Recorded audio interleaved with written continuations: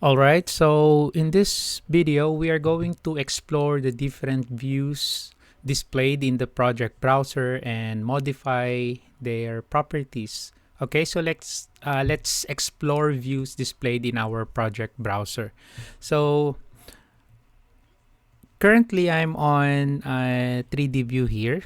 So if it is highlighted on your project browser, so that is your active view right now. So if I'm going to double click ground floor, so as you can see, the ground floor will becomes highlighted. So that's my current view. So now there are some few tools that we can use for viewing our model. So if you look here at the side, so you have your navigation bar. Oh, by the way, this one here, the accelerated graphics tech preview. So this is a new feature on Revit 2026. Okay, so as you can see, this accelerated graphics tech preview offers faster navigation in 2D and 3D views with various visual styles. So you can toggle this one on and off. Okay, so like if I want that to be toggled, so it will activate the accelerated graphics. And then you see there's also a drop down arrow there where you can click. Okay, so let me just, all right. So let me just do not show me this again, and then I'll select OK. So it will enable my accelerated graphics. Okay, so you see the boundary here. So that means our accelerated graphics now is enabled. Okay, but for this one, I don't want to use this. So that's why I just usually toggle that one off, and then I just close this toolbar. Okay. Now, let's go here on our navigation bar. So there's an option here, or there's a tool here, your steering wheel. So you can use to zoom in, zoom out. Just hold your left click to zoom, and then your rewind here as well. So you can rewind your view, and then you can also left click your pan here. So that is only 2D. So if you go to the 3D view, and then you will notice your steering wheel here will change to your 3D steering wheel. So you can hover your pointer, and then you can hold your left click, for example, on the orbit. Okay, and then you can also use the zoom in, zoom out tool. Just hold your left click and then move your mouse forward and backward if you want to zoom in or zoom out. And then you can also pan your drawing, you can rewind, you can put the center. Okay, you click that. So you want to center this portion, so you just need to click that center, so it will now be placed at the center. Okay, and then there's also here walk tool, look, up, down. Okay, but most of the time, I don't use this one. I'm just showing you that there's an option like this. So I'll just close that. Okay, let's close that one. Okay, and then there's also the zoom tools here. Zoom in region. If you click that, so you can click 2 points. Okay, you can window like that. That is your zoom in region. Okay, so just explore these options here. Okay, so now, what I'm going to do here is I'm going to open my main floor. Okay, so let's open up the main floor. So there's the main floor. Okay, so I'm going to zoom into this area here. So let us explore other tools to view our model. Okay, so let me just open up my section here. So there's a section here, actually, this one, section 1. So let me double click that. So it will open up my section view, right? Okay. So what I'm going to do is I'm going to go to my project browser, and then I duplicate my main floor. Okay. So let me just double click my main floor, and I want to duplicate this one. Okay, so I only want to duplicate my model elements. I do not want to include the section here, the section 1 that I open. By the way, if you want to open that section, you just click the section line, right click, and then after that, go to view. Okay, so go to view, or you can double click that section head there to open up that section. Okay, or of course, you just need to go to the project browser and then double click section 1. So if you do not know what's the name of the section, just hover your pointer to the section, and then you can see there the name of the section. So it says section 1. So that's that one there. Okay, so now what I want is, I want to duplicate this view, but I only want to duplicate the model elements because I want to highlight only the furniture plan. I do not want to see the annotation. Okay, so to do that, I'm going to right click main floor, and then I select here duplicate, duplicate. Okay, because if you select duplicate with detailing, it will also include the detailed elements in your view. So for this one, I'll just select duplicate. So there you go. You see, there's no annotation here. Okay, so I'm going to right click this, and then I'm going to change the name. So rename, and then main floor dash furniture plan. Okay, and then I'll press enter. Okay, right. So let's say, for example, I want to create another floor plan that includes the annotation. So let me go to the main floor. So I'm going to right click this, duplicate, and then I will select here duplicate with detailing. So if you select that one, it will also include the annotation there. Okay, so you can now right click that, rename, and then you can call this like annotated,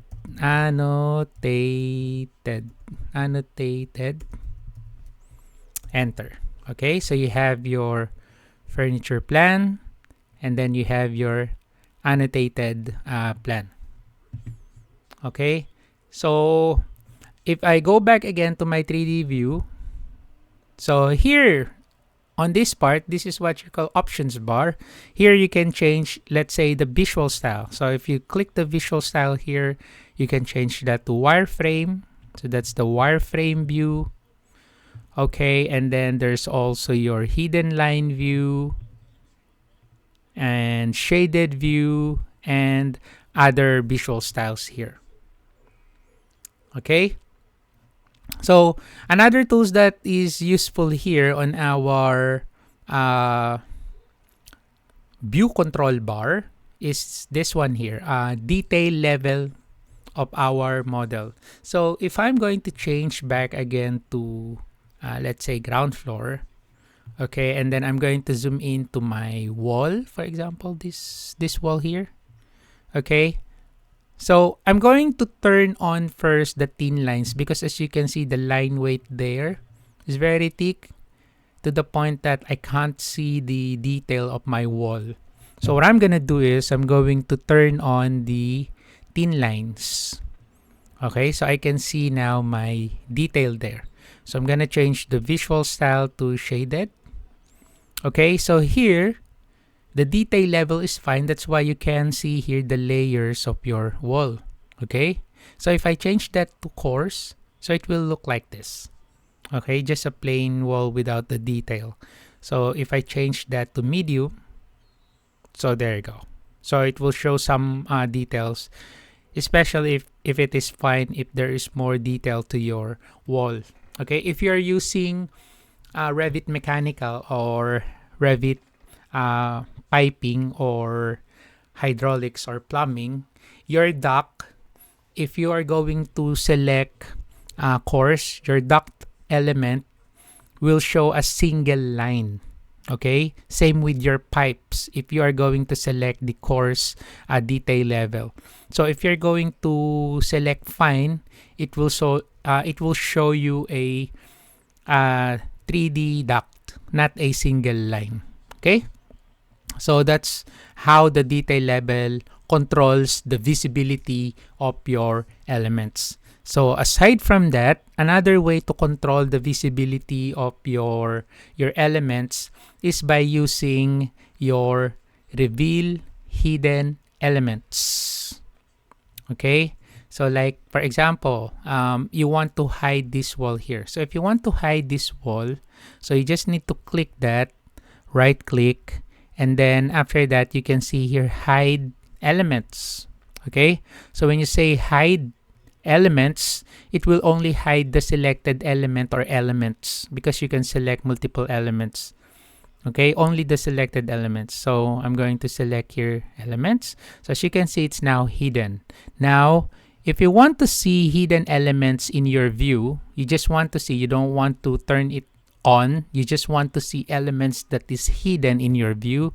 So you can click this icon here, the reveal hidden elements. Okay, you can click that one, and then as you can see, that's your hidden elements there. The color is what's this, maroon or red? So that's the color of your hidden element, same color as this one here.